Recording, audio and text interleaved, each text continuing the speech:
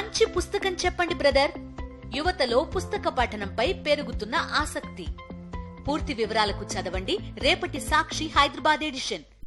హైదరాబాద్లోని ప్రముఖ దర్శకుడు రామ్ గోపాల్ వర్మ ఇంటి ముందు ఏపీ పోలీసులు హడావిడి చేశారు. వర్మ మీద కేసు నమోదు చేసిన ప్రకాశం జిల్లా పోలీసులు 25న విచారణకు హాజరు కావాలని నోటీసులు జారీ చేశారు. ఆర్జీవీ విచారణకు హాజరు కాకపోవడంతో చర్యలు తీసుకునేందుకు జూబ్లీహిల్స్లోని ఆయన నివాసానికి ఏపీ పోలీసులు చేరుకున్నారు. అరెస్ట్ పేరుతో హల్చల్ చేశారు.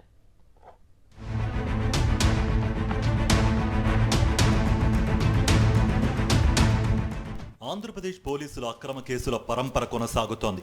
ఏకంగా ప్రముఖ దర్శకుడు రామ్ గోపాల్ వర్మ మీద నమోదు చేసిన కేసులో విచారణకు రావాలంటూ ప్రకాశం జిల్లా పోలీసులు హైదరాబాద్లోని జూబ్లీహిల్స్ లో ఉన్న ఆయన నివాసానికి చేరుకున్నారు.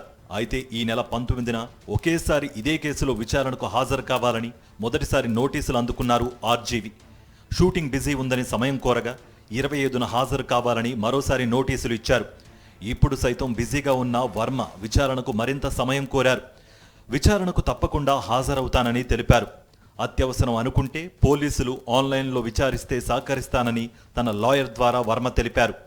25న మాకు షెడ్యూల్ కుదరట్లేదు కాబట్టి మేము మళ్ళీ ఒక రిప్లై నోటీస్ అనేది ఇవ్వడం జరిగింది. ఇప్పుడు రిప్లై నోటీస్లో ఆ రిప్లై నోటీస్లో మేము కొన్ని పొందపరచడం కూడా జరిగింది. సుప్రీంకోర్టు కొన్ని సందర్భాలలో వర్చువల్ హైబ్రిడ్ సిస్టమ్ కూడా విచారణ కూడా తీసుకోవచ్చు అని చెప్పేసి చెప్పింది. కాబట్టి మేము అలాంటి ఫెసిలిటీస్ని ప్రొవైడ్ చేయండి, మాకు సో టైం ఇవ్వండి, ఒక 2 వీక్స్ టైం కావాలి, మా ప్రీ షెడ్యూల్స్ ఆక్యుపై ఉన్నాయి, ఆ షెడ్యూల్స్ ఆక్యుపై అయిపోయిన తర్వాత నుంచి మేము ఏదైనా చేస్తాము, మేము వచ్చి కోఆపరేట్ చేస్తామని కోరడం అయితే జరిగింది.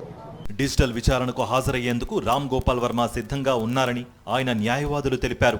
అయితే ఆంధ్రప్రదేశ్ పోలీసులు ఎందుకు వచ్చారో కూడా సరిగ్గా చెప్పకుండా కేవలం ఇంటి బయటే నిల్చుని భయభ్రాంతులకు గురి చేస్తున్నారని అన్నారు.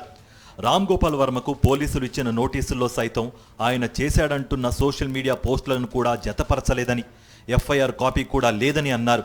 కూటమి ప్రభుత్వం అధికారంలోకి వచ్చాక సోషల్ మీడియా వేదికగా ప్రభుత్వాన్ని ప్రశ్నిస్తున్న వారిని ఈ విధంగానే అణిచివేసే ప్రయత్నం చేస్తున్నారని వర్మ న్యాయవాది విమర్శించారు. ఒక వ్యక్తికి 41A నోటీస్ కానీ 35(3) నోటీస్ ఇచ్చినప్పుడు ఆ నోటీస్కి కంప్లై చేస్తూ ఎన్క్లోజర్స్ కంపల్సరీగా పెట్టాలి. ఆ క్రైమ్ ఏంటి, క్రైమ్ నెంబర్ ఒకటి రాస్తే సరిపోదు. ఆ క్రైమ్ ఎఫ్ఐఆర్ ఏం చేశారు, కంప్లైంట్ కాపీ ఏంటి, వాళ్ళ మీద ఏం అలిగేషన్స్ ఉన్నాయనేది ఆపర్చునిటీ ఇవ్వకుండా, అదర్ సైడ్ ఆపర్చునిటీ ఇవ్వకుండా పర్సన్కి, అది ఓన్లీ హీనియస్ క్రైమ్స్లో మాత్రమే ఎలాంటి ఆపర్చునిటీస్ ఇవ్వాల్సిన అవసరం ఉండదు.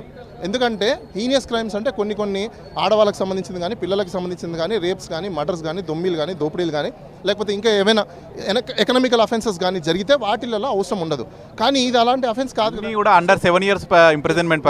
అవును, అన్ని బిలో అఫెన్సెస్ ఉన్నవి కాబట్టి, బిలో ఇంప్రిజన్మెంట్ ఉన్న అఫెన్సెస్ కాబట్టి వీటికి రీజనల్ ఆపర్చునిటీ అనేది కామన్ ఇవ్వాలి, నోటీస్ ఇవ్వాలి, టైం ఉంటుంది. అంత పెద్ద ఇమీడియట్గా ఇప్పుడే ఇన్వెస్టిగేషన్ చేసేసి తేల్చేయాల్సినంత నెసెసిటీ ఉన్న కేసు కాదు. ఉదయం 9:15కు ఆర్జీవీ ఇంటికి చేరుకున్న ఏపీ పోలీసులు 12 గంటల సమయంలో వెనుతిరిగారు.